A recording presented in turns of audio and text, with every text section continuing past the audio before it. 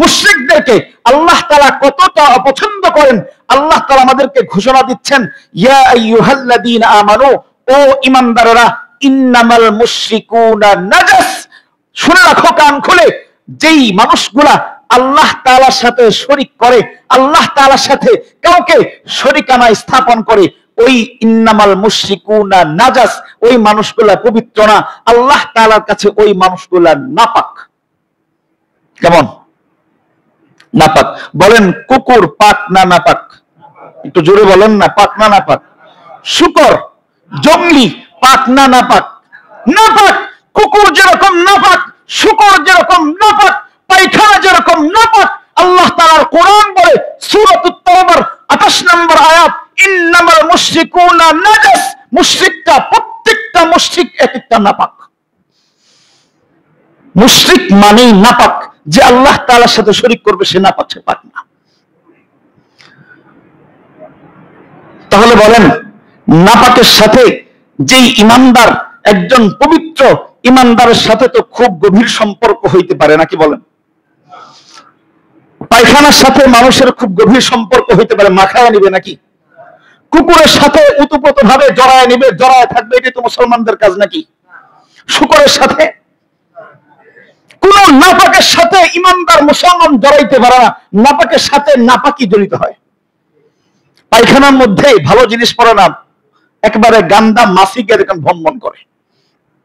নাপাকের মধ্যে ভালো জিনিস বসে না, নাপাকের মধ্যে মৌমাছি বসে না, পায়খানার মধ্যে গিয়া মৌমাছি ভনভন করে না, ওই পায়খানার মধ্যে ভনভন করে মাছি গিয়া। তো যেই জিনিসকে আল্লাহ তাআলা নাপাক বলেছেন, ওই মানুষটার সাথে আমি আপনার সম্পর্ক কেমন হওয়া দরকার? বন্ধুত্বের, আপন, কাছের মানুষ, ভালোবাসার মানুষ, কেমন সম্পর্ক হওয়া দরকার আল্লাহ রাব্বুল আলামিন কোরআনে কারিমে সেটাও বলে দিয়েছেন। আল্লাহ রাব্বুল আলামিন পবিত্র কোরআনে কারিমের সূরাতুল মাইদার 51 নম্বর আয়াতে বলেন, ইয়া আইয়ুহাল্লাযীনা আমানু লা তাত্তাখিযুল ইয়াহুদা ওয়ান নাসারা আউলিয়া, লা তাত্তাখিযুল ইয়াহুদা ওয়ান নাসারা আউলিয়া, ও ঈমানদার, যারা ঈমান এনেছো, যারা মুসলমান, যারা পবিত্র, এই পবিত্র মানুষের দায়িত্ব হইল লা তাত্তাখিযুল ইয়াহুদা ওয়ান নাসারা আউলিয়া, কোন বেঈমান, কোন কাফেরকে, আল্লাহ তাআলার সাথে শরীককারীকে, শরীক স্থাপনকারীকে কখনো বন্ধু বানাইতে পারবা না। লা তাত্তাখিযুল ইয়াহুদা ওয়ান নাসারা আউলিয়া, আল্লাহ তাআলা বলতেছেন, আরে বা'দুহুম আউলিয়া ও বা'দ, তারা পরস্পর পরস্পরের বন্ধু। কাফের কাফেরের বন্ধু, মুসলমান কখনো কাফেরের বন্ধু হইতে পারে না। বা'দুহুম আউলিয়া ও বা'দ, ওই ইমানদার, এবার যদি তুমি আগ বাড়ায়া দৌড়ায়া যাও যে আমিও কাফেরের বন্ধু হয়ে যাই, আমিও মুশরিকের বন্ধু হয়ে যাই, আল্লাহ তাআলা জানায় দিচ্ছেন, ওয়া মাইয়াতাওয়াল্লাহুম মিনকুম, আমি আল্লাহ নিষেধ করলাম তাদেরকে বন্ধু বানাইতে পারবা না, তারা তাদের বন্ধু। কিন্তু তুমি ইমানদার হইয়া যদি তাদের সাথে বন্ধুত্ব করতে যাও, ইমানদার হইয়া যদি তাদের সাথে ভালোবাসার সম্পর্ক স্থাপন করতে চাও, তাহলে শুনে রাখো, ওয়া মাইয়াতাওয়াল্লাহুম মিনকুম ফাইন্নাহু মিনহুম, তোমাদের মধ্যে যে নাকি তাদের সাথে শরীক স্থাপন করবে, তাদের সাথে বন্ধুত্ব করবে, তাদের সাথে ভালোবাসা রাখবে, ফাইন্নাহু মিনহুম, তোমাদের মধ্যে সেও তাদের দলভুক্ত হয়ে যাবে। তো বলেন না নাউজুবিল্লাহ, আর একটু জোরে বলেন নাউজুবিল্লাহ। কেউ যদি কাফেরদের সাথে বন্ধুত্ব করেন, ভালোবাসা পোষণ করেন, আল্লাহ তাআলার কোরআন বলতেছে সেও তাদের দলভুক্ত হয়ে যাবে। বড় কঠিন ব্যাপার, কারণ আল্লাহ তাআলা আমাদেরকে কারণও জানায় দিয়েছেন, আমি আপনি দেখতেছি, আহারে বন্ধু, আহারে পরম মহব্বত, আল্লাহ তাআলার কোরআন বলতেছে, আরে না, তোমরা যেই মহব্বত দেখো, যেই ভালোবাসা দেখো, আসলে পীড়িত এতটা নাই, পীড়িত এতটা নাই। আউযু বিল্লাহি মিনাশ শাইতানির রাজীম, বিসমিল্লাহির রহমানির রহিম।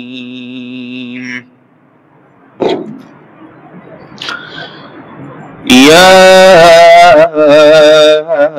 আইয়ুহাল্লাযীনা আমানু লা তাত্তাখিযুল ইয়াহুদা ওয়ান নাসারা আউলিয়া بعضهم أولياء بعض ومن يتولهم منكم فإنه منهم إن الله لا يهدي القوم الظالمين.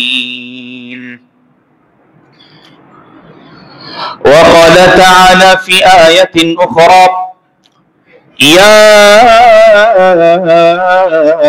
أيها الذين آمنوا إنما المشركون نجس فلا يقربوا المسجد الحرام بعد عامهم هذا. صدق الله العظيم وصدق رسوله النبي الكريم ونحن على ذلك لمن الشاهدين والشاكرين والذاكرين والحمد لله رب العالمين. سبحانك لا علم لنا إلا ما علمتنا إنك أنت العليم الحكيم.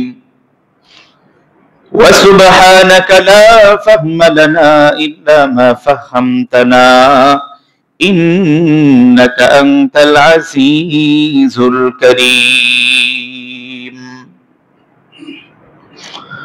সকলেই মুহাব্বতের সাথে দরুদ ইব্রাহিম পাঠ করি। আল্লাহুম্মা সাল্লি আলা মুহাম্মাদিন ওয়া আলা আলি মুহাম্মাদ কামা সাল্লাইতা আলা ইব্রাহিম ওয়া আলা আলি ইব্রাহিম ইন্নাকা হামিদুম মাজিদ।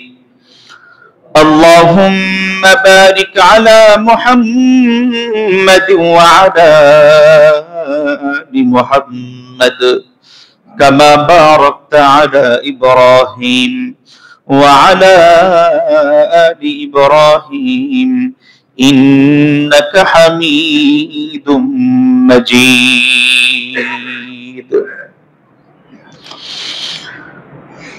আলহামদুলিল্লাহ, আল্লাহ পাক রব্বুল আলামিনের সুমহান দরবারে অসংখ্য গণিত শুকর আর সুজুদ।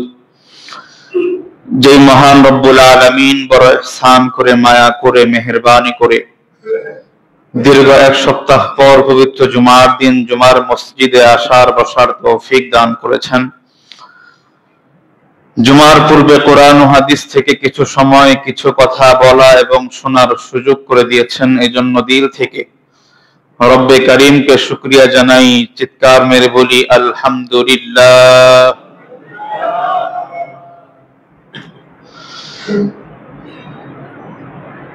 সম্মানিত ঈমানদার মুসলমান ভাইরা,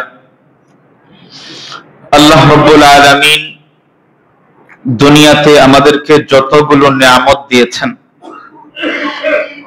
আমাদের জন্ম থেকে নিয়ে মৃত্যুর আগ পর্যন্ত যত নিয়ামত আল্লাহ দিবেন, সমস্ত নিয়ামতের সর্বাপেক্ষা শ্রেষ্ঠ নিয়ামত, সবচাইতে আফজল নিয়ামত, সবচাইতে দামি নিয়ামতের নাম হলো ঈমানের নিয়ামত।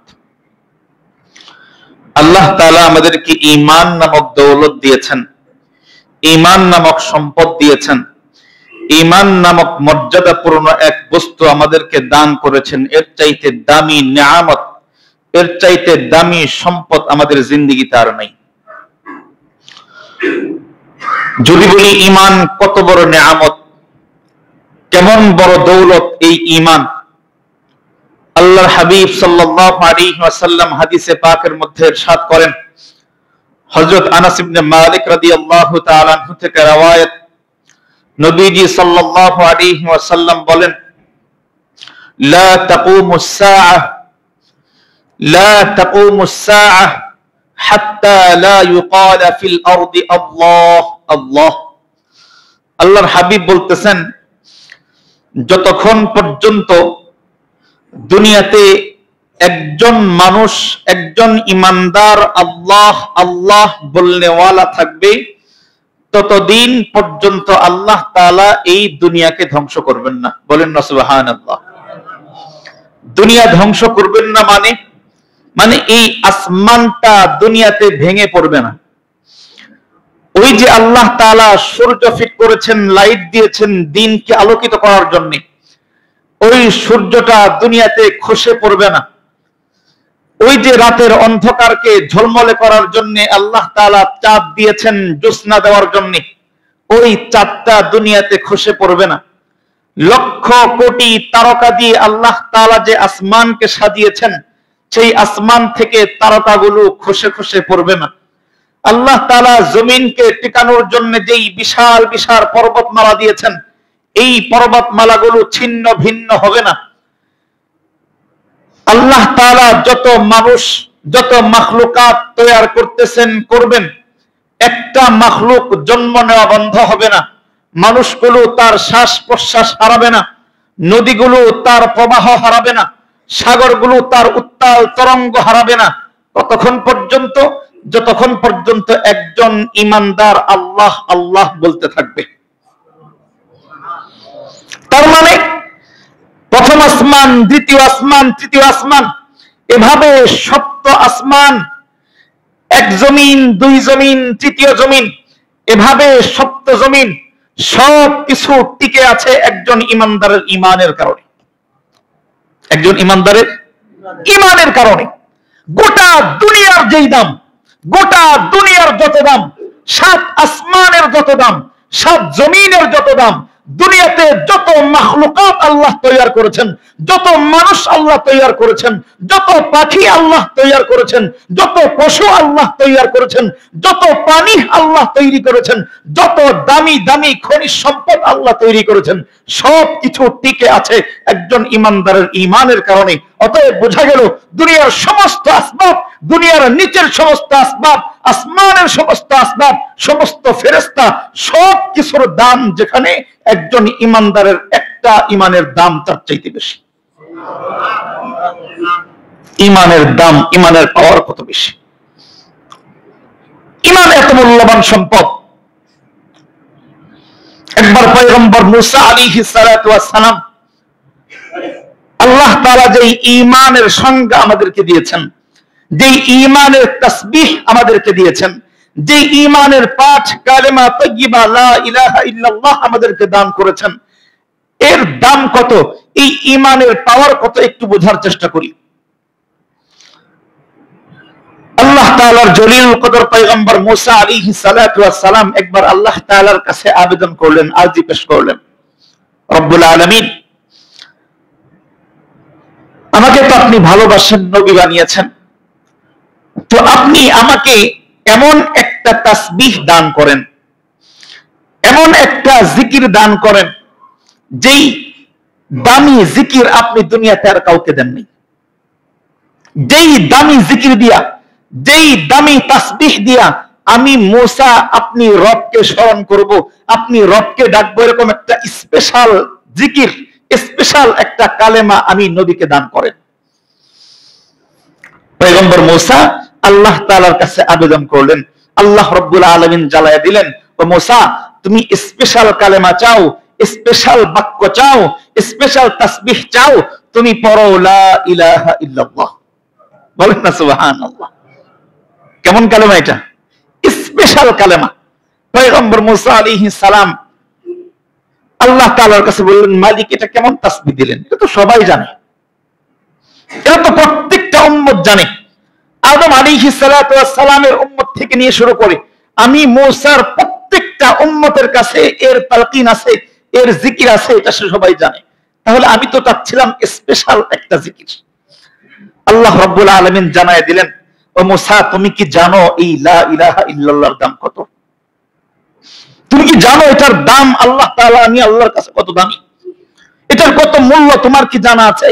আল্লাহ রাব্বুল আলামিন পয়গম্বর মুসাকে ডাক দিয়ে জানায় দিলেন, ও মুসা সাত আসমান, সাত জমিন, तमाम মাখলুকাত সবকিছু যদি আমি আল্লাহ এক পাল্লায় রাখি, অপর পাল্লায় যদি কালেমা লা ইলাহা ইল্লাল্লাহ কে রেখে দেওয়া হয়, এই কালেমার পাল্লা ওজনে অনেক অনেক অনেক বেশি ভারী হয়ে যাবে।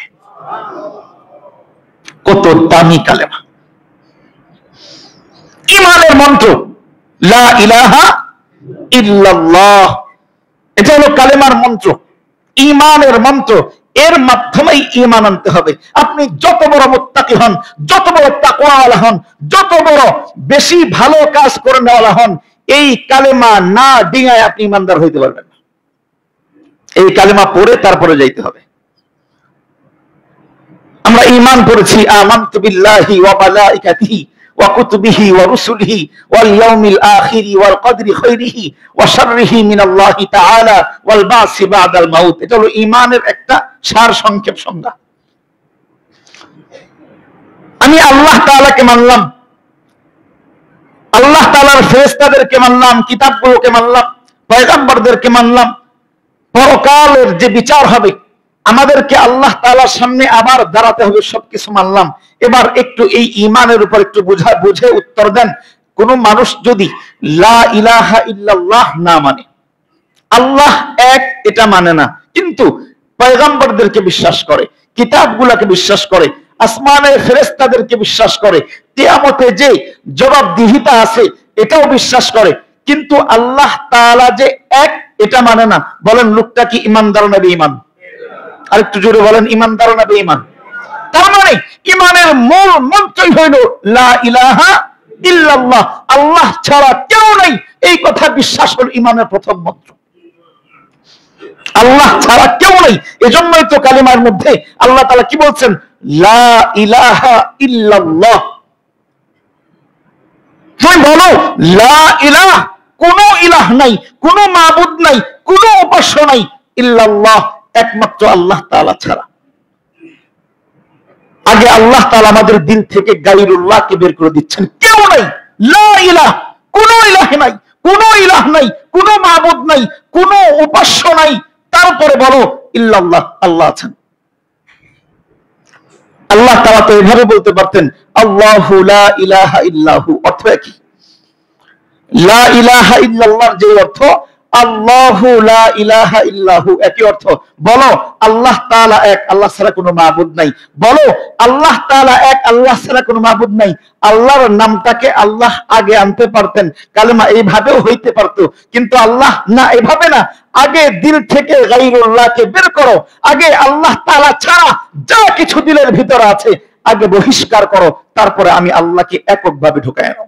লা ইলাহা, আগে বলো কোন ইলাহ নাই, কোন মাবুদ নাই, তারপরে বলো ইল্লাল্লাহ, একমাত্র আছেন কে? একমাত্র আছেন কে? আল্লাহ। তার মানে আল্লাহ তাআলা গায়রুল্লাহ থেকে একেবারেই পবিত্র, গায়রুল্লাহ থেকে একেবারেই মুক্ত। কেমন মুক্ত? আল্লাহ তাআলা ঈমানের প্রথম শব্দ বানিয়েছেন বলো কোন ইলাহ নাই, বলো কোন ইলাহ নাই, বলো কেউ নাই, কেউ নাই, কেউ নাই আল্লাহ ছাড়া।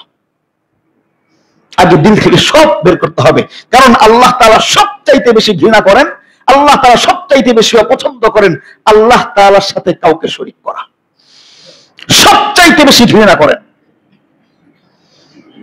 আপনি পাপ করেন, আপনি নামাজ ছেড়ে দেন, আপনি রোজা ছেড়ে দেন, আপনি গুনাহে লিপ্ত হন, আপনি কবিরা গুনাহ করেন, এগুলা থেকে আল্লাহ তাআলা যতটা অপছন্দ করেন, যতটা রাগান্বিত হন, তার চাইতে লক্ষ কোটি গুণ বেশি রাগান্বিত হন যখন কোন বান্দা আল্লাহ তাআলার সাথে কাউকে শরীক স্থাপন করে। এজন্যই তো আল্লাহ রাব্বুল আলামিন পবিত্র কোরআনে কারীমে একেবারে ঘোষণা দিয়েছেন সূরাতুন নিসা আয়াত নাম্বার 116। আল্লাহ রাব্বুল আলামিন জানায় দেয়, ও ঈমানদাররা, আল্লাহর হাবিবকে আল্লাহ তাআলা ঘোষণা দিয়ে জানায় দিচ্ছেন, ইন্নাল্লাহা লা ইয়াগফিরু আন ইউশরাকা বিহি ওয়া ইয়াগফিরু মা দুনা যালিকা লিমান ইয়াশা। আল্লাহ তাআলা বলতেছেন, কেমন যেন বলতেছেন, ও বান্দা নামাজ তরক করো, আমি আল্লাহ চাইলে মাফ করে দেব। রোজা ছাড়ো, আমি আল্লাহ চাইলে তোমাকে মাফ করতে পারি, অপশন আছে না নাই? যাকাত তরক করলে আমি আল্লাহ মাফ করতে পারি, অপশন আছে। হজ ফরজ হয়েছে কিন্তু হজ করো নাই, আমি আল্লাহ চাইলে মাফ করতে পারি, হয়তো মাফ করব। পিতামাতার হক আদায় করো নাই, হারাম ভক্ষণ করেছো, সুদ ঘুষের সাথে জড়িত ছিলে, আমি আল্লাহ চাইলে তোমাকে মাফ করতে পারি, কিন্তু লা ইয়াগফিরু আন ইউশরাকা বিহি, আমি আল্লাহ একটা গুনাহ কখনোই মাফ করব না, একটা পাপ কখনোই ক্ষমা করব না। ওই গুনাহের, ওই পাপের নাম হইল আল্লাহ তাআলার সাথে শরীক স্থাপন করা, কখনোই মাফ করবেন না। কারণ পাপকে, এই শিরককে, আল্লাহ তাআলার সাথে অংশীদারিত্বকে আল্লাহ বড় ঘৃণা করেন। কেমন ঘৃণা করেন যারা আল্লাহ তাআলার সাথে শরীক করে, যারা আল্লাহ তাআলার সাথে শরীক স্থাপন করে, যারা আল্লাহ তাআলার সাথে শিরকি কাজে সম্পর্ক রাখে, তাদেরকে আল্লাহ তাআলা কেমন ঘৃণা করেন। আল্লাহর হাবিব সাল্লাল্লাহু আলাইহি ওয়াসাল্লাম হাদিসে পাকের মধ্যে ইরশাদ করেন, লাউ কানাতিদ দুনিয়া তা'দিলু ইনদাল্লাহি জানাহা বাউদা। আল্লাহর হাবিব বলতেছেন, আল্লাহ তাআলা কাফের মুশরিকদেরকে, আল্লাহ তাআলার সাথে শরীককারীদেরকে কেমন ঘৃণা করেন। লাউ কানাতিদ দুনিয়া তা'দিলু ইনদাল্লাহি জানাহা বাউদা। আল্লাহ তাআলার কাছে এই দুনিয়ার দাম, দুনিয়ার মূল্য যদি একটা মশার পাখার সমান হইতো। মশার পাখার দাম কত? যদি 1 মণ মশার পাখা দিয়ে কয় টাকা দিয়ে কিনবেন? কেউ আছেন মশার পাখা কিনবেন? দাম আছে কোন? তার মানে বিন্দু মাত্র দাম নাই। আল্লাহর হাবিব বলতেছেন, আল্লাহ তাআলার কাছে যদি এই দুনিয়ার দাম একটা মশার পাখার সমান হইতো, একটা মশার পাখার সমান হইতো, মা সাকা কাফিরান মা সাকা কাফিরান মিনহা শারবাতা মাইন। আল্লাহ রাব্বুল আলামিন কোন মুশরিককে আল্লাহ তাআলার সাথে, যেই বেঈমান, যেই নাখান্দা, যেই কাপুরুষ আল্লাহ তাআলার সাথে শরীক করে, আল্লাহ তাআলা তাকে 1 ঢুক পানি পান করতে দিতেন না। 1 ঢুক পানি পান করতে দিতেন না। আল্লাহ তাআলার কাছে দুনিয়ার দাম নাই, একেবারে নিছক, একেবারে অহেতুক, একেবারে মূল্যহীন একটা জিনিস বিধায় এখান থেকে কাফেররাও ফল খাইতে পারে। এজন্য বাজার থেকে কাফেরদেরকে আল্লাহ মাছ কিনতে দেন, এজন্য দোকান থেকে কাফেরদেরকে আল্লাহ মাংস কিনতে দেন। নইলে কিসের গোশত, কিসের মাংস, কিসের মাছ, কিসের পোশাক, কাফেরদেরকে 1 ঢুক পানি আল্লাহ পান করতে দিতেন না। এত ঘৃণা করেন আল্লাহ তাআলা, এতটা ঘৃণা করেন এই শিরককারীদেরকে। আল্লাহ রাব্বুল আলামিন পবিত্র কোরআনে কারীমের সূরাতুত তাওবার 28 নম্বর আয়াতে ঘোষণা করেন, ইয়া আইয়ুহাল্লাযীনা আমানু, ও ঈমানদারেরা, ও ঈমানদারেরা, তোমরা কি মুশরিকদের পরিচয় জানো? আল্লাহ তাআলা আমাদেরকে মুশরিকদের পরিচয় দিতেছেন। মুশরিক আল্লাহ তাআলার কাছে কেমন ঘৃণিত, মুশরিকদেরকে আল্লাহ তাআলা কতটা অপছন্দ করেন, আল্লাহ তাআলা আমাদেরকে ঘোষণা দিচ্ছেন, ইয়া আইয়ুহাল্লাযীনা আমানু, ও ঈমানদারেরা, ইন্নামাল মুশরিকুনা নাজাস। শুনে রাখো কান খুলে, যেই মানুষগুলা আল্লাহ তাআলার সাথে শরীক করে, আল্লাহ তাআলার সাথে কাউকে শরীকানা স্থাপন করে, ওই ইন্নামাল মুশরিকুনা নাজাস, ওই মানুষগুলা পবিত্র না। আল্লাহ তাআলার কাছে ওই মানুষগুলা নাপাক। কেমন নাপাক? বলেন, কুকুর পাক না নাপাক? একটু জোরে বলেন না, পাক না নাপাক? শুকর, জঙ্গলি পাক না নাপাক? নাপাক। কুকুর যেরকম নাপাক, শুকর যেরকম নাপাক, পায়খানা যেরকম নাপাক, আল্লাহ তাআলার কোরআন বলে সূরাতুত তাওবার 28 নম্বর আয়াত, ইন্নামাল মুশরিকুনা নাজাস। মুশরিকটা, প্রত্যেকটা মুশরিক এক একটা নাপাক। মুশরিক মানেই নাপাক, যে আল্লাহ তাআলার সাথে শরীক করবে সে নাপাক, সে পাক না। তাহলে বলেন, নাপাকের সাথে যেই ঈমানদার, একজন পবিত্র ঈমানদারের সাথে তো খুব গভীর সম্পর্ক হইতে পারে নাকি? বলেন, পায়খানার সাথে মানুষের খুব গভীর সম্পর্ক হইতে পারে, মাখায় নিবে নাকি? কুকুরের সাথে উতপ্রোত ভাবে জড়ায় নিবে, জড়ায় থাকবে, এটি তো মুসলমানদের কাজ নাকি? শুকরের সাথে, কোন নাপাকের সাথে ঈমানদার মুসলমান জড়াইতে পারে না। নাপাকের সাথে নাপাকি জড়িত হয়। পায়খানার মধ্যে ভালো জিনিস পড়ে না, একেবারে গান্দা মাছি গিয়ে দেখেন ভনভন করে। নাপাকের মধ্যে ভালো জিনিস বসে না, নাপাকের মধ্যে মৌমাছি বসে না। পায়খানার মধ্যে গিয়া মৌমাছি ভনভন করে না, ওই পায়খানার মধ্যে ভনভন করে মাছি গিয়া। তো যেই জিনিসকে আল্লাহ তাআলা নাপাক বলেছেন, ওই মানুষটার সাথে আমি আপনার সম্পর্ক কেমন হওয়া দরকার? বন্ধুত্বের, আপন, কাছের মানুষ, ভালোবাসার মানুষ, কেমন সম্পর্ক হওয়া দরকার আল্লাহ রাব্বুল আলামিন কোরআনে কারিমে সেটাও বলে দিয়েছেন। আল্লাহ রাব্বুল আলামিন পবিত্র কোরআনে কারিমের সূরাতুল মাইদার 51 নম্বর আয়াতে বলেন, ইয়া আইয়ুহাল্লাযীনা আমানু লা তাত্তাখিযুল ইয়াহুদা ওয়ান নাসারা আউলিয়া, লা তাত্তাখিযুল ইয়াহুদা ওয়ান নাসারা আউলিয়া। ও ঈমানদার যারা ঈমান এনেছো, যারা মুসলমান, যারা পবিত্র, এই পবিত্র মানুষের দায়িত্ব হইল লা তাত্তাখিদুল ইয়াহুদা ওয়ান নাসারা আউলিয়া। কোন বেঈমান, কোন কাফেরকে, আল্লাহ তাআলার সাথে শরীককারীকে, শরীক স্থাপনকারীকে কখনো বন্ধু বানাইতে পারবা না। লা তাত্তাখিদুল ইয়াহুদা ওয়ান নাসারা আউলিয়া। আল্লাহ তাআলা বলতেছেন, আরে বা'দুহুম আউলিয়া ও বা'দ, তারা পরস্পর পরস্পরের বন্ধু। কাফের কাফেরের বন্ধু, মুসলমান কখনো কাফেরের বন্ধু হইতে পারে না।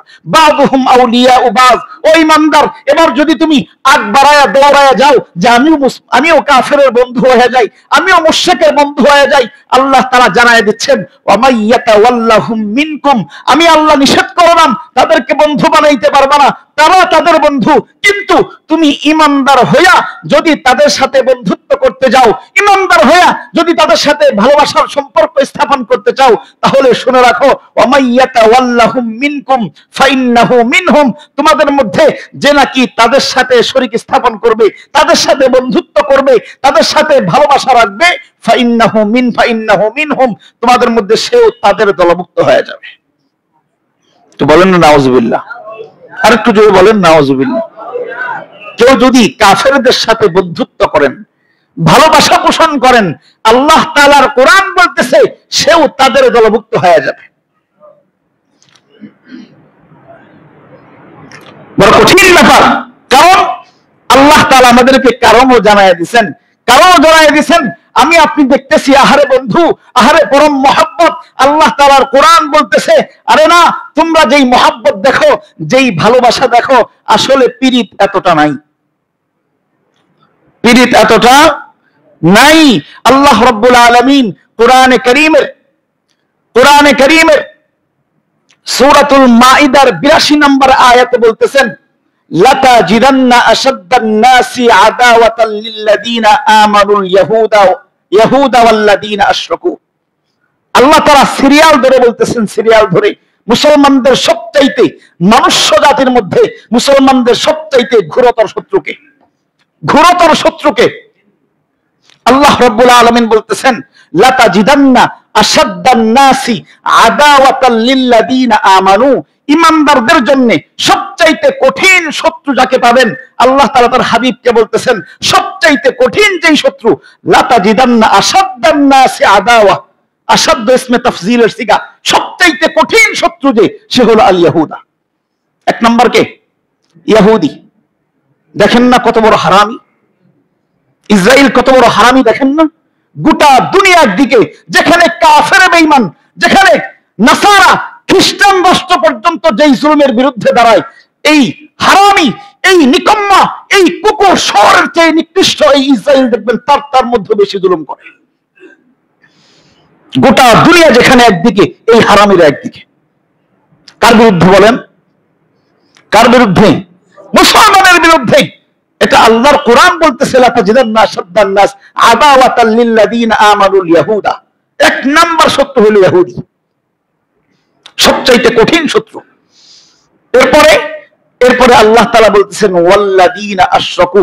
এরপরে দুই নাম্বার সিরিয়ালের তোমাদের যেই শত্রু, এই শত্রুর নাম হলো মুশরিক, হিন্দু। হিন্দু কঠিন শত্রু। দেখবেন এজন্যই তো যারা দুনিয়া দেখেন, যারা দুনিয়া নিয়ে ঘাটাঘাটি করেন, দেখবেন গোটা দুনিয়া ইসরায়েলের বিপক্ষে হইলেও আমাদের পাশের এই হিন্দু জাত, এই নিকৃষ্ট নিকম্মা জাতের দেখবেন তাদের পক্ষে। দেখেন নাই? তারা তাদের পক্ষে স্লোগান দেয়। মুসলমানদেরকে দেখে নিবে, তারাও নাকি ইসরায়েল, আরেকটা ইসরায়েল কায়েম করবে এখানে। সবচাইতে নিকৃষ্ট জাত, নিকৃষ্ট শত্রু ওয়াল্লাযীনা আশরাকু। আল্লাহ তাআলা বলতেছেন যারা মুশরিক, যারা হিন্দু, কঠিন শত্রু। আল্লাহ রাব্বুল আলামিন এজন্য আমাদেরকে কঠিন থেকে কঠিন সতর্ক করেছেন। দুনিয়ার সবার সাথে মিলতে পারবা, এদের সাথে কখনো মিলতে পারবা না, এদের সাথে কখনো মিলতে পারবা না। কেমন মিলতে পারবেন না? আল্লাহ রাব্বুল আলামিন দেখেন, যদি হিন্দু আমার বাবাও হয়, হিন্দু যদি আমার ভাইও হয়, আমি যদি নও মুসলিম হই, তাহলে আমার বাবা হিন্দু থাকতে পারে কিনা? এরকম হয় না যে বাবা হিন্দু কিন্তু সন্তান মুসলমান হয়ে গেছে, বড় ভাই হিন্দু কিন্তু সন্তান মুসলমান, কিন্তু ছোট ভাই মুসলমান হয়ে গেছে, এরকম নাই? এরকম যদি হয় তখন কি হবে? আল্লাহ রাব্বুল আলামিন এই সমাধানও দিয়েছেন যে হায় রে, তোমার তো বাবা মুসলমান, তোমার তো বাবা কাফের, তোমার তো ভাই কাফের, এখন তোমার করণীয় কি? তাদের সাথে কি সম্পর্ক ভালো রাখবে? আল্লাহ রাব্বুল আলামিন বলতেছেন না। সূরাতুত তাওবার 23 নম্বর আয়াতে আল্লাহ রাব্বুল আলামিন এই সমাধানও দিয়েছেন। যদি কোনো ইমানদার তার বড় ভাই কাফের থাকে, যদি কোনো ইমানদার তার বাবা মুশরিক থাকে, তখন এই ইমানদারের করণীয় কি? আল্লাহ তাআলা বলতেছেন, ইয়া আইয়ুহাল্লাযীনা আমানু লা তাত্তাখিযু আবাআকুম ওয়া ইখওয়ানাকুম আউলিয়া। তুমি তোমার বাবাও যদি মুশরিক থাকে, তোমার ভাই যদি মুশরিক থাকে, তাকেও তুমি আপন হিসেবে গ্রহণ করতে পারবে না। লা তাত্তাখিযু আবাআকুম, তোমাদের বাবা, ওয়া ইখওয়ানাকুম, তোমার বড় ভাই, তোমার ভাই, আউলিয়া, তাদেরকে বন্ধু বানাইতে পারবে না। ইনিস্তাহাব্বুল কুফর আলাল ঈমান, কখন? যদি তারা ঈমানের চাইতে কুফরকে বেশি মহব্বত করে, ঈমানের চাইতে যদি তারা কুফরের দিকে বেশি ধাবিত হয়। এই কাফেরের সাথে, এই মুশরিকের সাথে তোমার বাবা থাকলে, তোমার ভাই থাকলেও সম্পর্ক করার কোনো সুযোগ নেই। যেহেতু বাবার সাথে, আপন ভাইয়ের সাথে যেহেতু সম্পর্ক করার সুযোগ নেই, তাহলে তো পাশের এলাকার হিন্দুদের সাথে সম্পর্ক রাখা অনেক জরুরি। আমার কথা মনে হয় বুঝেন নাই। যেহেতু নিজের বাবাও যদি মুশরিক হয়, তার সাথে সম্পর্ক রাখার সুযোগ নাই, তাকে বাবা বলার সুযোগ নাই, তাকে বন্ধু বলার সুযোগ নাই। নিজের ভাই যদি মুশরিক হয়, তাকে ভাই বলার সুযোগ নাই, তাকে আপন বলার সুযোগ নাই, তাকে মহব্বত করার সুযোগ নাই। তাহলে পাশের এলাকার যেই হিন্দু ধর্ম, ওই হিন্দুদেরকে তো মুসলমান হিন্দু ভাই ভাই বলার সুযোগ আছে? বলা হয় কিনা? বলা হয় কিনা? নাকি শুনেন নাই মনে হয় আপনারা? হিন্দু মুসলিম ভাই ভাই, হিন্দু মুসলিম ভাই ভাই, কোনো তফাৎ নাই, আমরা সবাই এক। একজন ন্যূনতম মুসলিমের ভিতরে কতটুকু গায়রত হারা হইলে, কতটুকু ঈমান হারা হইলে কোন ঈমানদার বলতে পারে মুসলমান আর আমি, কাফের আর আমি ভাই ভাই? হিন্দু মুসলিম ভাই ভাই কখন বলতে পারে? এখন প্রশ্ন আসবে, তাহলে কি তাদের সাথে খারাপ আচরণ করব? আরে ভাই, এটা তো ভিন্ন মাসআলা, এটা তো আরেক কথা। একজনের অধিকার আর তার সাথে সম্পর্ক, দুইটাকে এক জিনিস হইল। বলেন, কুকুরের জন্য মুসলমানের অধিকার আছে কি আছে না নাই? একজন কুকুরকে আপনি কি চাইলে একটা কুকুরকে কষ্ট দিতে পারবেন? কুকুর তো নিকৃষ্ট প্রাণী, আপনি কি চাইলে কুকুরকে প্রহার করতে পারবেন? এটা কি ইসলামের শিক্ষা? এটা কি মুসলমানদের দায়িত্ব? কুকুরকে কষ্ট দিতে পারবেন কেউ? তার মানে কি আপনি কুকুরের সাথে গালাগুলি ধরে শুয়ে থাকবেন? কুকুরকে বন্ধু বানাইবেন? অধিকার এক জিনিস, হক এক জিনিস, আর সম্পর্ক ভিন্ন জিনিস। আজকে এমন স্লোগান বের হয়, নাউযুবিল্লাহি মিন যালিক, এক একজন ভাইয়ের কথা শুনলে দিল একেবারে তুচ্ছ হয়ে যায়। আরে বলে কি মানুষ? মুসলমান হয়ে বলে কি?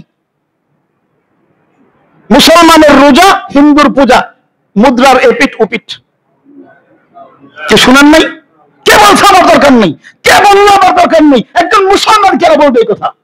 একজন মুসলমান কেন বলবে যে মুসলমানের রোজা আর হিন্দুর পূজা মুদ্রার এপিট ওপিট? কেন বলবে এই কথা? তার ভিতরে কি গায়রত নাই? তার ভিতরে কি ঈমান নাই? মুসলমানের রোজার সাথে হিন্দুর পূজা সম্পর্ক থাকতে পারে কোনো? একজন ইমানদার কখন বলে এটা? বলবেন বলে সমস্যা কি হুজুর? সমস্যা কি? একটু সমস্যা বোঝার চেষ্টা করেন, একটু সমস্যা কি। আচ্ছা বলেন, যদি আপনি জানেন যে এই মজলিসের মধ্যে আপনার বাবা আর আপনার মাকে গালিগালাজ করা হবে, আপনার বাবাকে নিয়ে গালিগালাজ করা হবে, আপনি তো বলবেন এই মজলিসটা শুভ হোক, বলবেন না? যে এই মজলিসটা শুভ হোক, এটা অনেক দামি মজলিস, কারণ এখানে আমার বাবাকে গালিগালাজ করা হবে। বলেন, কোন সুসন্তান এই কথা বলতে পারে? বাবাকে গালি দেওয়ার কোন মজলিসকে, মাকে গালি দেওয়ার কোন মজলিসকে কোন সুসন্তান যদি কুলাঙ্গাও না হয়, তাহলে কি ওই মজলিসকে শুভেচ্ছা জানাইতে পারে? তাহলে একজন ইমানদার যে নাকি আল্লাহ তাআলার বান্দা বলে নিজেকে স্বীকার করে, যে আল্লাহ তাআলাকে নিজের রব বলে স্বীকার করে, যে নবীকে নবী হিসেবে গ্রহণ করেছে, যে কোরআনকে কোরআন হিসেবে গ্রহণ করেছে, যে আল্লাহ তাআলাকে এক বলে মানে, যেই মজলিসের মধ্যে, যেই আড্ডার মধ্যে আমার রবকে গালিগালাজ করা হয়, আমার রবের সাথে সন্তানের সম্পর্ক স্থাপন করা হয়, আমার রবের সাথে শিরকের সম্পর্ক স্থাপন করা হয়, ওই মুসলমান, ওই ইমানদার ওই মজলিসকে, ওই পূজাকে, ওই মণ্ডপকে কিভাবে শুভেচ্ছা জানাইতে পারে? কিভাবে জানাইতে পারে শুভেচ্ছা? যেখানে আমার রবকে গালি দেওয়া হয়, যেখানে আমার রবের নামে কুচ্ছারোপণ করা হয়, যেখানে আমার রবের সাথে সম্পর্ক করা হয়। বলেন, আমার রবের সাথে কোনো শরীক আছে? আমার রবের সাথে সিফাতের সাথে কোনো শরীক আছে? এখন তো আরো কথা আরো আপডেট হয়েছে, আরো আপডেট হয়েছে। আরো ওই পর্যন্ত এপিটোফিট বইলেই থামা নাই, এপিটোফিট বইলেই থামা নাই। এক কুলাঙ্গার তো বইলে ফেলছে মা দুর্গা 2024-এ মা দুর্গা 10 হাত নিয়ে আসার ফলে 1 বছর যাওয়ার আগেই আমাদের বাংলাদেশে ফেসিবাদ মুক্ত হয়েছে। আমাদের দেশে 24-এর 5 আগস্টে ফেসিবাদ মুক্ত হয়েছে, কারণ ওই যে মা দুর্গা 10 হাত নিয়ে আসছিল। এটা মুসলমানের কথা। বলেন না, মুসলমান না বেঈমান? মুসলমান না বেঈমান? একজন মানুষ এই কথা বলে কেমনে যে মা দুর্গা 10 হাত নিয়ে আসার কারণে আমাদের দেশ বিজয় লাভ করছে? এখানেই শেষ না, তারা নাকি মা দুর্গার কাছে চিরঋণী। মা দুর্গার কাছে চিরঋণী। আরে ভাই, তোমার ক্ষমতা কি তোমার ইমানের চাইতে দামি হয়ে গেল? ক্ষমতা কি ইমানের চাইতে দামি হয়ে গেল? রাজনীতি কি ইমানের চাইতে দামি হয়ে গেল? দুনিয়া কি তোমার ইমানের চাইতে দামি হয়ে গেল? যে ইমানকে আল্লাহ তাআলা এত মূল্য দিয়েছেন, যে একজন ইমানদারের ছোট্ট একটা ইমান, ছোট্ট একটু ইমান, সরিষার দানা পরিমাণ ইমান, গোটা 7 আসমান 7 জমিন এর মাঝখানে যা কিছু আছে সবকিছু বিক্রি করলে ছোট্ট একটা ইমানের দাম হবে না? আজকে ইমান বিক্রি করে ফেলতেছি সামান্য ক্ষমতার জন্য। বলেন না, গোটা বিশ্ব, গোটা দুনিয়ার, এই দুনিয়ার মতো লক্ষ কোটি দুনিয়ার যদি আসন আপনাকে দেওয়া হয়, আপনি ঈমান ছাড়বেন? একজন ঈমানদার কি ঈমান ছাড়তে পারে? যদি তাই হয়, তাহলে একজন মানুষ ঈমানদার নিজেকে দাবি করার পর এটা বলে কেমনে? আমি দল বুঝি না, আমি ব্যক্তি বুঝি না, একজন মুসলমানের কথা বলবে কেমনে? একজন মুসলমান দুর্গা পূজার শুভেচ্ছা জানাই কেমনে? এতে কে করছে জানি না। আপনি করলে আপনি কেন করলেন? আপনি ইমানদার হয়ে কেন করলেন? আমার হিসাব সহজ। কেউ রাগ করলে করতে পারেন, কেউ রাগ করলে অনেক রাগ করেন, রাগে ফাইটা মরে যান, কিন্তু বেঈমান হয়েন না। আমি এটা চাই। রাগে ফাইটা একবারে মরে যান, কিন্তু বেঈমান হয়েন না। আমি এটা চাই। রাগই তো করবেন আর কি। মানুষের ইমানের জন্য কত আফসোস লাগে, অথচ হযরত আব্দুল্লাহ ইবনে আমর রাদিয়াল্লাহু তাআলা আনহু, নবীজির বিশ্ববিখ্যাত সাহাবী হযরত আব্দুল্লাহ ইবনে আমর রাদিয়াল্লাহু তাআলা আনহু বলেছেন, মান মাররা বিবিলাদিল, যদি বলেন আব্দুল্লাহ ইবনে আমর রাদিয়াল্লাহু তাআলা আনহু বলতেছেন, কেউ যদি কোন কাফেরদের উপত্যকার পাশ দিয়ে যায়, কেউ যদি কাফের বেঈমানদের উপত্যকার পাশ দিয়ে যায়, এবং সে যদি তাদের যেই ঈদ, তাদের যেই উৎসব, সেই উৎসবের মধ্যে যদি শরীক স্থাপন করে সেখানে থাকে, হাত্তা ইয়ামুতা, এমত অবস্থায় সেখান থেকে ফের ইমানদার না হইয়া, ফের ইমানের উপর তওবা না করে যদি সে অবস্থায় মারা যায়, ওই অবস্থায় যদি মারা যায়, আল্লাহর হাবিবের ওই সাহাবী বলতেছেন ওয়াহুয়া সে এমত অবস্থায় ওই ব্যক্তিটা মারা যাবে, কিয়ামতের দিন ওই মুশরিকদের, ওই কাফেরদের সাথে তার হাসর আর নাসর হয়ে যাবে। কাফেরদের সাথে হাসর হবে। আমরা কি চাই আমাদের হাসর কাফেরদের সাথে হোক? আমরা কেউ চাই? একজন ন্যূনতম ইমানদার, আমি নামাজ না পড়তে পারি, আমার ইমান হারাইতে রাজি নেই, আমার মধ্যে কমতি আছে, কিন্তু আমি বিশ্বাস করি আমার আল্লাহ চাইলে আমাকে নামাজের গুনাহটা মাফ করতে পারেন। আমি এটা বিশ্বাস করি, আমার কোরআন এটা বলছে। আল্লাহ চাইলে আমার রোজা না রাখার গুনাহ মাফ করতে পারেন। আল্লাহ চাইলে আমি হারাম খাইছি এটার গুনাহ আল্লাহ মাফ করতে পারেন। কিন্তু আল্লাহর কোরআন বলেছে, লা ইন্নাল্লাহা লা ইয়াগফিরু আই ইউশরাকা বিহি, আল্লাহ তাআলা মুশরিকটা কখনো মাফ করবেন না। এজন্য আমি ঈমান হারাইতে রাজি নেই, সব করতে রাজি। আমি গুনাহ করতে পারি, আমি স্বীকার করি আমি গুনাহগার, কিন্তু আমি মুশরিক হইতে রাজি নেই। হযরত ওমর রাদিয়াল্লাহু তাআলা আনহু বারবার বলতেন সাহাবায়ে কেরামদেরকে, বারবার বলতেন, সাহাবায়ে কেরামদেরকে উদ্বুদ্ধ করতেন, তাবেঈনদেরকে বলতেন। উনি যখন মসনদে উনি বারবার বলতেন এই কথা,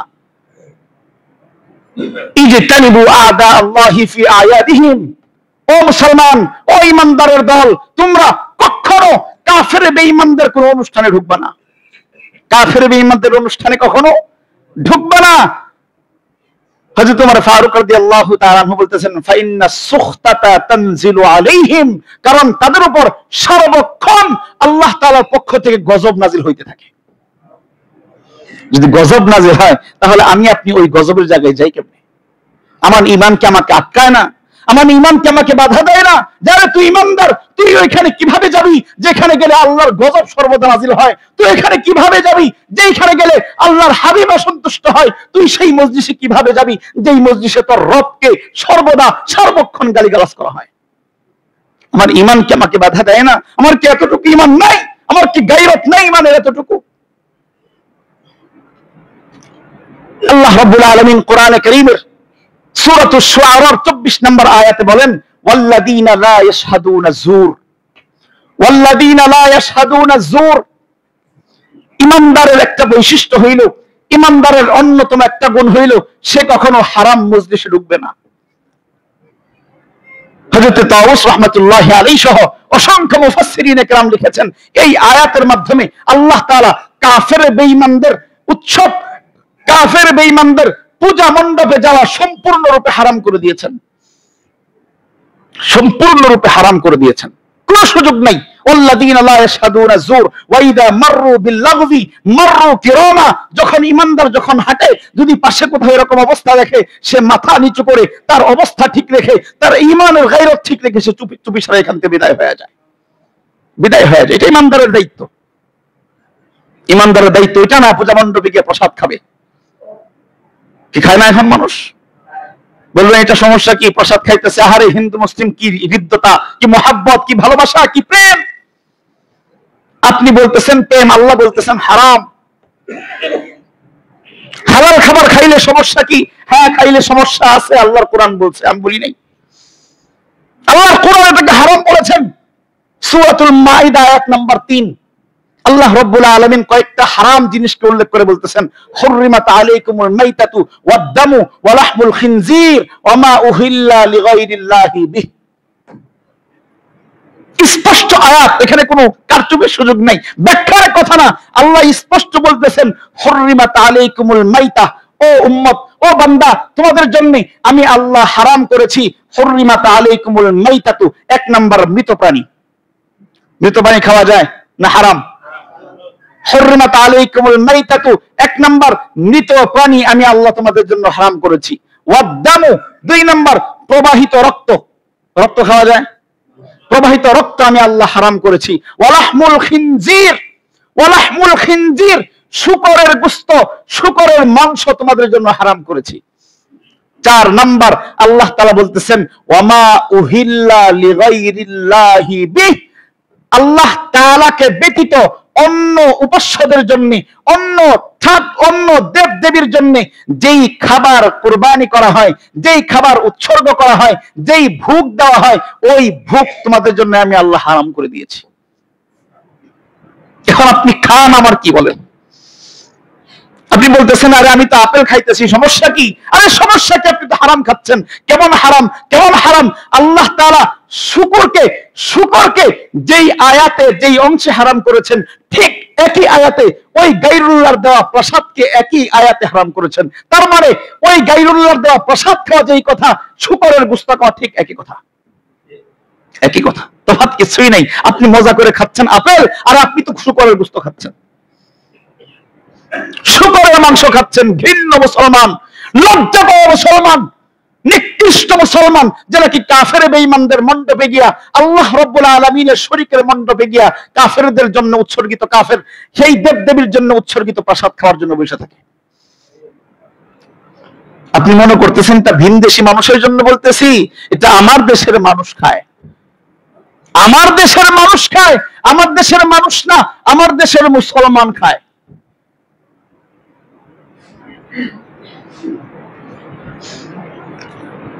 আবার দলিল দেয়, আবার দলিল আছে তাদের পক্ষে। যারা খায় তাদের কি আছে? দলিল আছে। যারা পূজায় যায় তাদের পক্ষে দলিল আছে। দলিল কি শুনবেন? দলিল জানেন আপনারা? পূজায় যাওয়ার দলিল কোরআনে আছে, লাকুম দীনুকুম ওয়ালিয়া দিন। বলেন না নাউজুবিল্লাহ? লাকুম দীনুকুম ওয়ালিয়া দিন পূজায় যাওয়ার দলিল। কেউ শুনেন নাই এর আগে কখনো? তোমাদের ধর্ম তোমাদের, আমাদের ধর্ম আমাদের, উৎসব সবার। লাকুম দীনুকুম ওয়ালিয়া দিন। আল্লাহ তাআলা লাকুম দীনুকুম ওয়ালিয়া দিন বইলা সবার ধর্ম যার যার ডিভাইড কইরা উৎসব সবার জন্য বানায় দিয়েছেন। বলেন না নাউজুবিল্লাহ? দলিলটা কেমন হইল শুনবেন। এক দেয়ালের মধ্যে লেখা, এক দেয়ালের মধ্যে লেখা, এখানে পেশাব করিবেন না, করিলে 100 টাকা জরিমানা। এখানে পেশাব করিবেন না, করিলে 100 টাকা জরিমানা। এক তাওত বাপ্পারে গিয়া ওইখানে পড়ছে, ওই যে করিবেন না, না পর্যন্ত পড়া নাই, পড়ছে এখানে পেশাব করিবেন না, করিলে 100 টাকা জরিমানা। বুঝেন নাই মনে হয়? এখানে পেশাব করিবেন না, করিলে 100 টাকা জরিমানা। সেইভাবে পড়ে নাই, সে পড়ছে এখানে পেশাব করিবেন না, করিলে 100 টাকা জরিমানা। যেই আয়াত দিয়া, যেই সূরা দিয়া আল্লাহ তাআলা পূজাতে ঢোকা নিষেধ করে দিলেন, পূজাকে ঢোকা হারাম করে দিলেন, পূজা মণ্ডপে গিয়া তার আশেপাশে যাওয়া হারাম করলেন, বিধর্মীদের উৎসবকে হারাম করলেন। আমি আপনি কেমন নিকম্মা, কেমন বাট্টর, কেমন সিটার হইলে, কেমন নির্লজ্জ বেহায়া হইলে ওই আয়াতকে পূজায় যাওয়ার দলিল বানায় ফেলছি, পূজায় যাওয়ার দলিল বানায় ফেলছি। অথচ সূরা কাফিরুনের একটু শানে নজুল যদি ওই নিকম্মার মাথায় থাকতো, তার ঘিলতে যদি থাকতো, কখনো এই আয়াত দিয়ে দলিল দিতে পারতো না। মক্কার কাফের মুশরিকটা যখন আল্লাহর হাবিব সাল্লাল্লাহু আলাইহি ওয়াসাল্লামকে প্রথম প্রলোভন দিলেন, লোভ দেখাইলেন, ও মুহাম্মদ তুমি কি রাজত্ব চাও, নেতৃত্ব চাও? আসো তোমাকে গোটা আরবের নেতা বানায় দেই, আসো তোমাকে গোটা আরবের নেতৃত্বের সিংহাসনে বসায় দেই, কিন্তু তুমি ইসলাম প্রচার করো না। মুহাম্মদুর রাসূলুল্লাহ রাজি নাই। এবার দ্বিতীয় অপশন, ঠিক আছে তুমি কি অনেক সম্পদ চাও, অনেক সম্পদের মালিক হইতে চাও? ও মুহাম্মদ আমরা এই প্রস্তাবে রাজি, আমরা গোটা আরবের সমস্ত ব্যবসায়ীরা মিলা, সমস্ত সম্পদশালীরা মিলা এমন সম্পদ জমা করব, তোমার জিন্দেগিতে কামাই করা লাগবে না, তোমার সম্পদের মালিক বানায় দেই, তুমি দিন প্রচার থেকে মুক্ত থাকো। বলেন নবীজি স্বীকার করছেন না? মুখ ফিরায় নিছেন। এবার যখন মুখ ফিরায় নিছেন, এবার তৃতীয় প্রস্তাব, ও মুহাম্মদ তাহলে তোমার টার্গেট কি? অনেক সুন্দরী সুন্দরী মেয়ে বিয়ে করতে চাও? তাহলে বলো, তুমি তো অনেক দামি মানুষ, তুমি তো আরবের শ্রেষ্ঠ ব্যক্তিত্ব, তাহলে তুমি এটা বলো আমাদেরকে, বলো জানো আমরা আরবের সবচাইতে সুন্দরী সুন্দরী মেয়েদেরকে তোমার সামনে তোমার হাতে তুলে দেব, তুমি সুন্দরী নারীদেরকে নিয়ে বিবাহ করো, তাও তুমি দিন প্রচার করো না। বলেন না নাউজুবিল্লাহ? নবীজি যখন এবারও অস্বীকার করলেন, যখন দেখলো আর কোনো পথ নাই, এবার ওই মুশরিক কাফের বেঈমানেরা, আরবের কাফেররা হযরত নবী করিম সাল্লাল্লাহু আলাইহি ওয়াসাল্লামের আপন ছোট চাচা হযরত আব্বাস রাদিয়াল্লাহু তাআলা আনহুকে দিয়া নতুন একটা পয়গাম পাঠিয়ে দিলেন। নতুন পয়গাম, ও আব্বাস তোমার ভাতিজাকে গিয়ে একটা সুসংবাদ দাও।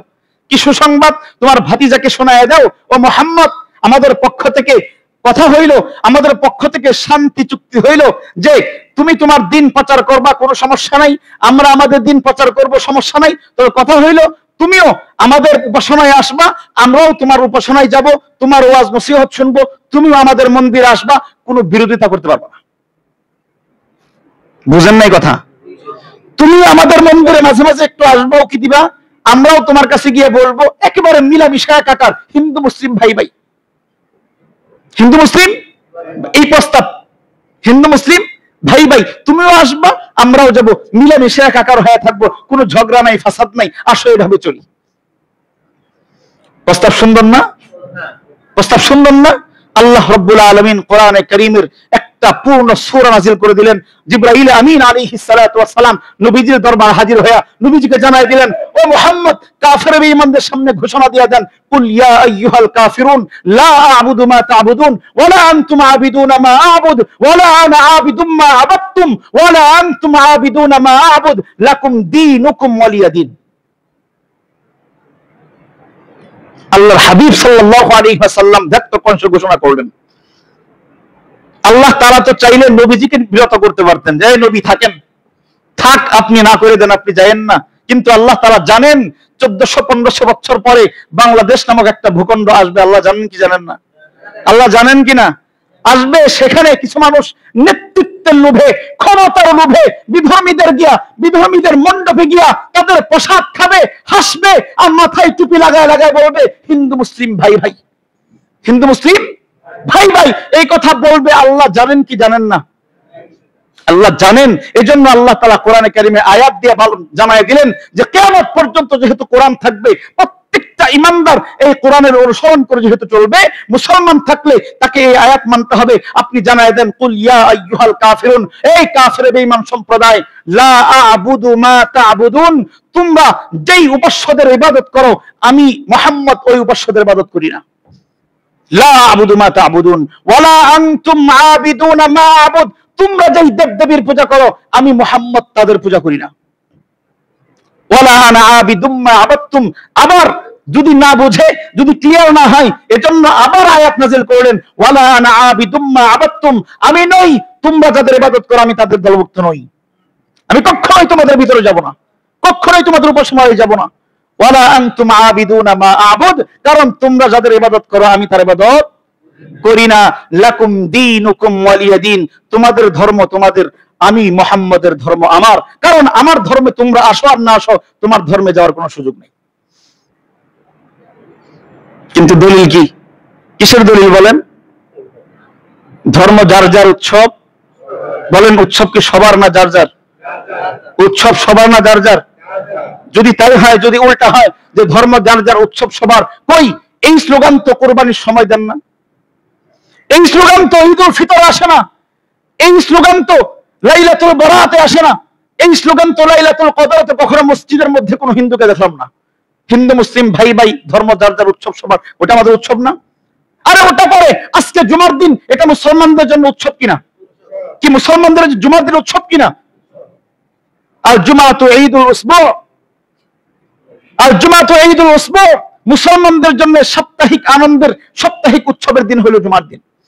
তাহলে আজকেও তো জুমার দিন, উৎসবের দিন। কই এখানে হিন্দু আছেন কে? কে দেখি, আছেন কেউ? তো কেউ তো নাই, কেউ তো নাই। কোন হিন্দু তো আমাদের ধর্মে আসলো না, কোন হিন্দু তো আমাদের উৎসবে আসলো না। তাহলে আপনি কেন, কোন লজ্জায়, কোন হাওয়ায়, কোন বেশরমি নিয়ে আপনি হিন্দুদের পূজা মণ্ডপে গিয়া স্লোগান দেন হিন্দু মুসলিম ভাই ভাই, মুসলমান ধর্ম ধর্ম যার যার, আর উৎসব সবার স্লোগান কেমনে দেন? এই স্লোগান কেমনে দেন আপনি? আপনার কোন ইমানের বদৌলতে দেন? কি বলেন, সুযোগ আছে কোনো যাবার? সুযোগ আছে? কে কে যাবেন? কেউ যাবেন? আপনি যাবেন? হিন্দুদের মণ্ডপে যাবেন? আমরা কেউ যাব না ইনশাআল্লাহ। তাদের হক আছে, ভিন্ন কথা, তাদের হক ভিন্ন কথা, অবশ্যই তাদের অধিকার আছে, তাদের পূজা তারা করবে, এই নিরাপত্তা দেওয়া রাষ্ট্রের দায়িত্ব, এটা ভিন্ন হিসাব। দায়িত্ব ভিন্ন জিনিস। কুকুর, ক্ষুধার্ত কুকুরকে খাবার দিবেন, সেটা ভিন্ন হিসাব। সেটার সাথে কুকুরের সাথে বন্ধুত্ব করা সমান হিসাব হইল না। শুকরকে খাবার দিবেন, বিড়ালকে, রাস্তার বিড়ালকে খাবার দিবেন, সেটা ভিন্ন হিসাব। তাই বলে বিড়ালের সাথে আপনি শুয়ে থাকবেন, এক কথা হইল না। দায়িত্ব আর মহাব্বত ভিন্ন জিনিস, মহাব্বত করার সুযোগ নেই। মনে থাকবে না ইনশাআল্লাহ? বলেন, আমার ইমান যদি গোটা দুনিয়ার রাজত্বের সামনে আমার ইমানকে পেশ করা হয়, আমার রাজত্ব নিব না ইমান নিব? রাজত্ব না ইমান? গোটা দুনিয়ার ক্ষমতা যদি আমার সামনে পেশ করা হয়, ওই দুনিয়ার ক্ষমতা নিব না আমার ইমান? আমার ইমান সর্বাগ্রে, আমার ইমান আগে, আমার ইমান টিকানোর পরে হইল দুনিয়া।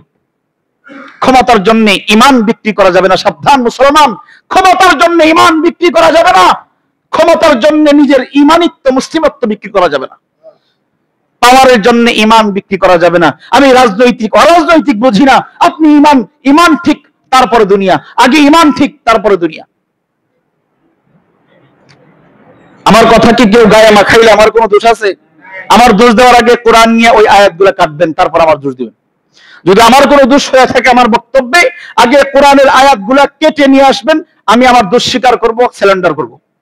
আর যদি বলেন হুজুর আপনি যা বলছেন কোরআন থেকে বলছেন, আপনার কোনো দোষ নাই, তাহলে আপনাকে মানতে হবে মুসলমান কাফের কখনো ভাই ভাই হইতে পারে না, মুসলমান মুশরিক কখনো আপন হইতে পারে না, মুসলমান মুশরিক কখনো আপন হইতে পারে না, মুসলমান আর কাফের এই পূজা আর রোজা কখনো একত্রিত হইতে পারে না। মনে থাকবে না ইনশাআল্লাহ? আল্লাহ তাআলা আমাদেরকে আমাদের ঈমান রক্ষার জন্য আমাদের ঈমানকে হেফাজত করেন, আমাদের ঈমানকে মৃত্যুর আগ মুহূর্ত পর্যন্ত হেফাজত করার তৌফিক দান করেন। আল্লাহ তাআলা দুনিয়ার সমস্ত ফিতনা ফাসাদ থেকে, যেই ফিতনা আমার ঈমানকে বিনষ্ট করে দেয়, যেই ক্ষমতা আমার ঈমানকে হালাক করে দেয়, যেই পাওয়ার আমার ঈমানকে হালাক করে, যেই লোভ লালসা আমার ঈমানের বিরুদ্ধাচরণ করে, ওই লোভ থেকে, ওই ক্ষমতা থেকে, ওই রাজনীতি থেকে আমাদের সকলকে হেফাজত করেন। আমিন। ওয়া আখির দাওয়ানা আনিল হামদুলিল্লাহ।